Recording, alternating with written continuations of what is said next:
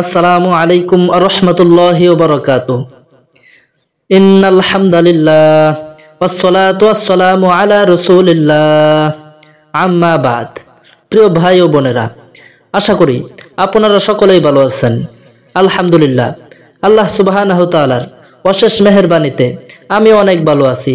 প্রিয় ভাই ও বোনেরা, আজকের এই ভিডিওটা কিসের আপনারা হয়তো টাইটেল এবং ভিডিওতে থাকা পোস্টার দেখেই বুঝে গেছেন। তো আমরা কথা না বাড়িয়ে সরাসরি ভিডিওতে চলে যাব। তার আগে একটি কথা, আপনি যদি মুক্তির আহ্বান ইউটিউব চ্যানেলের নতুন সদস্য হয়ে থাকেন তাহলে অবশ্যই এই চ্যানেলটা সাবস্ক্রাইব করে পাশে থাকা বেল আইকনটা অল করে দিবেন এবং আমাদের সাথে থেকে দিন কায়েমের কাজে আপনিও শরীক হবেন। আর কথা না বাড়িয়ে সরাসরি চলে যাচ্ছি ভিডিওতে। সূরা মুলক পাঠকারীর ফজিলত। সূরা মুলক এর 9টি ফজিলত রয়েছে।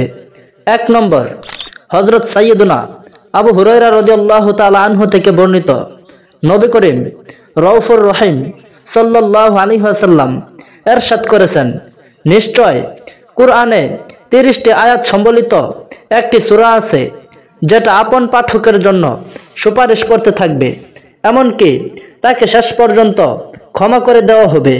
আর এটা হলো তাবারাকাল্লাযী বিয়াদিহিল মুলক। 2 নম্বর, হযরত সাইয়্যিদুনা আনাস রাদিয়াল্লাহু তাআলা আনহু থেকে বর্ণিত, আমাদের প্রিয় নবী করিম সাল্লাল্লাহু আলাইহি ওয়াসাল্লাম ইরশাদ করেছেন, কুরআনুল কারীমে একটি সূরা আছে যেটা আপন পাঠকারীর ব্যাপারে ঝগড়া করবে, শেষ পর্যন্ত তাকে জান্নাতে প্রবেশ করিয়ে দিবে, আর সেটি হলো সূরা মুলক।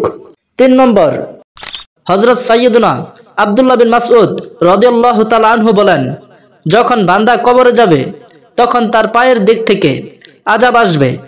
তখন তার পা বলবে, তোমার জন্য আমার এ দিক দিয়ে কোনো রাস্তা নেই, কেননা এ ব্যক্তি রাতে সূরা মুলক পাঠ করত।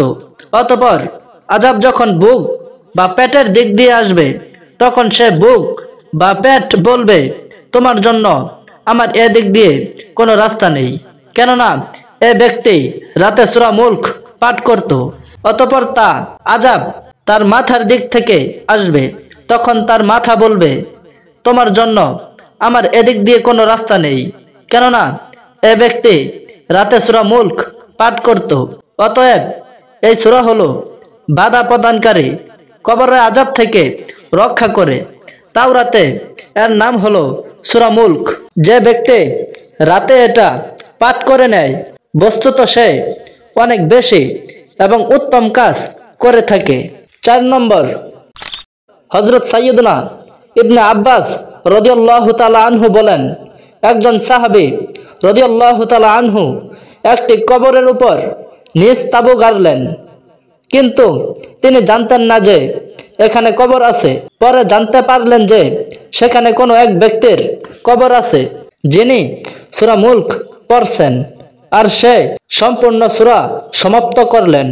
সেই সাহাবী রাদিয়াল্লাহু তাআলা আনহু রাসূল আকরাম সাল্লাল্লাহু আলাইহি ওয়াসাল্লামের দরবারে উপস্থিত হয়ে আরজ করলেন, ইয়া রাসূলুল্লাহ সাল্লাল্লাহু আলাইহি ওয়াসাল্লাম, আমি একটি কবরের উপর তাবু ফেলি, কিন্তু আমি জানতাম না যে সেখানে কবর রয়েছে, অথচ সেখানে এমন এক ব্যক্তির কবর ছিল যে প্রতিদিন সূরা মুলক সম্পূর্ণ তেলাওয়াত করে।